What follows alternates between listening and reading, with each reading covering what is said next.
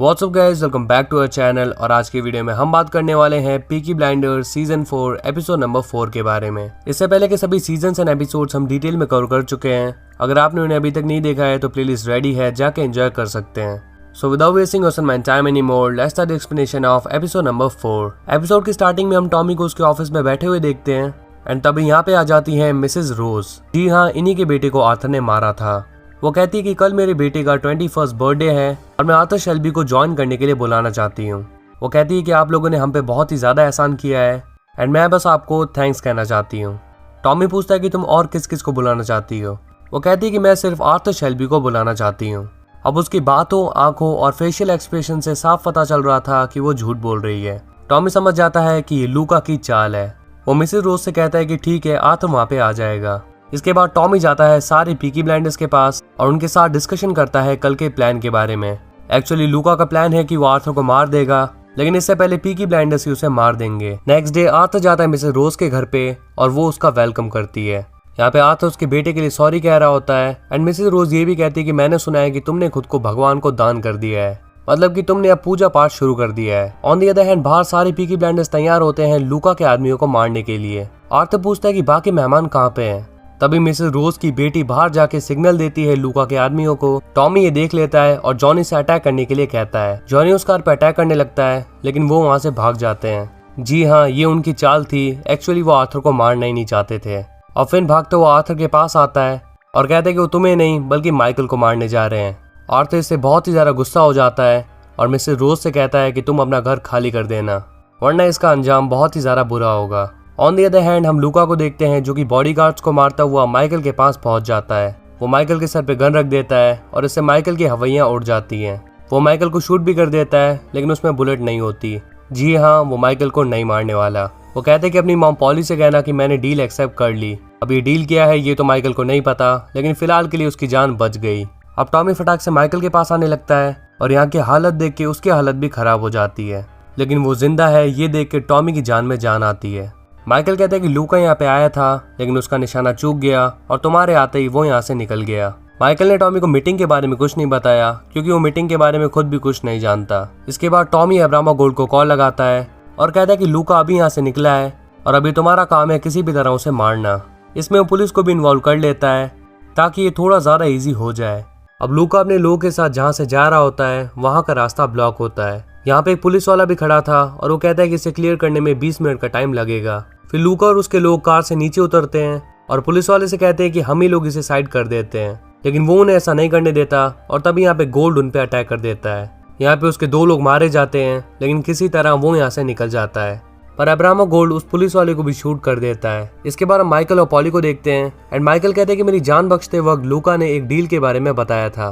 वो पूछता है कि आखिर वो किस बारे में बात कर रहा था। यहाँ पे पॉली उसे इस डील के बारे में बता देती है। वो कहती है कि ये डील मैंने सभी के भले के लिए करी है और इस डील की वजह से ही तुम जिंदा हो। माइकल समझ जाता है कि पॉली टॉमी को फंसाने वाली है। पॉली कहती है कि ये सब कुछ खत्म होने के बाद हम ऑस्ट्रेलिया चले जाएंगे। इसके बाद हम टॉमी को देखते हैं जो कि अब्रामोगोल्ड को पैसे दे रहा होता है 2 लोगों को मारने के, लेकिन वो उसे ज्यादा पैसे नहीं देता बिकॉज उसने एक पुलिस वाले को भी शूट किया था। साथ ही टॉमी इस बात से डिसअपॉइंटेड था कि उसने लूका को जाने दिया। गोल्ड बताता है कि मैंने उसके हाथ पे शूट किया था, उसकी जान नहीं गई एंड पुलिस वाले को गोली लगने की वजह से अब लूका को अंडरग्राउंड होना पड़ेगा बिकॉज पूरी पुलिस फोर्स अब लूका के पीछे लगने वाली है।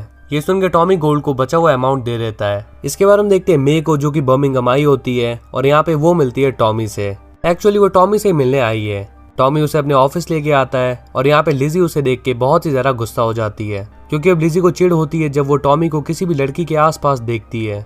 अब यहाँ पे टॉमी और मे बातें कर रहे होते हैं एंड तभी यहाँ पे लिजी आती है। वो मे को पोक करने लगती है लेकिन मैं एटीट्यूड दिखाते हुए एक ब्लाइंड चेक रखती है और कहती है कि मैं ग्रेस फाउंडेशन में डोनेशन करना चाहती हूँ। तो लिजी टॉमी की तरफ से तुम इसे फिल कर देना। अब लिजी गुस्सा होकर बाहर चली जाती है और टॉमी मे को अपने साथ ले जाने लगता है। ये देख के लिजी और भी ज्यादा गुस्सा हो जाती है। On the other hand poly को कॉल आता है लूका का और वो कहता है कि तुमने जल्दी टॉमी को हमारे हवाले नहीं किया तो हम माइकल को मार देंगे। अब पॉली यहाँ पे टॉमी से मिलने आती है बट लिजी बताती है कि वो मे के साथ है और वो मे के साथ अपना कुछ कार्यक्रम रचा रहा है। उसने वो चेक भी भर दिया जो कि मे ने उसे दिया था।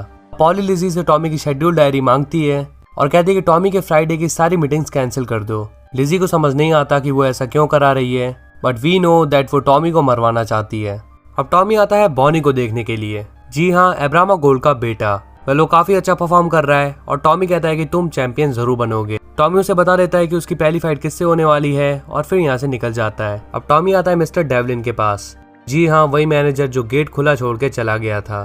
डेवलिन बताता है कि उन्हें काफी नुकसान हो रहा है। उनके जो पुराने वर्कर्स थे वो काम छोड़ के चले गए एंड जो नए वर्कर्स हैं वो भी काम छोड़ के निकल रहे हैं और इस सब का कारण है जेसी ईडन। वो स्ट्राइक्स कराती जा रही है और इससे उनके धंधों पे काफी ज्यादा इफेक्ट पड़ रहा है। अब टॉमी इस बारे में एडा को कॉल करके बताता है एंड फिर वो मिलता है मे से। वो मे को अपने साथ ले जाता है जिन टेस्ट करवाने के लिए। एक्चुअली वो मार्केट में इस प्रोडक्ट को लाने वाला है और इससे पहले वो चाहता है कि मे इसे टेस्ट करे एंड बताए कि ये कैसी है। मे उसे टेस्ट करती है और कहती है कि ये कुछ ज्यादा ही स्वीट है। टॉमी कहता है कि उसे इसकी परफेक्ट रेसिपी नहीं मिल रही। अब टॉमी मे के साथ इंटीमेट होने ही वाला था लेकिन मे उसे रोक देती है because she know that Tommy के साथ उसका कोई फ्यूचर नहीं है। इसके बाद हम देखते हैं आर्थर और फिन को जो कि मिसेस रोज के घर पे होते हैं क्योंकि अब उन्होंने वो घर खाली करवा दिया है। आर्थर घर फिन को गिफ्ट कर देता है और कहता है कि तुम यहाँ पे मजे करना। फिन कहता है कि वो लोग मेरे सामने थे लेकिन मैं उन्हें शूट नहीं कर पाया। मैं जॉन जैसा ब्रेव नहीं हूँ। आर्थर उसे मोटिवेट करता है एंड कहता है कि तुम भी बहुत अच्छे हो।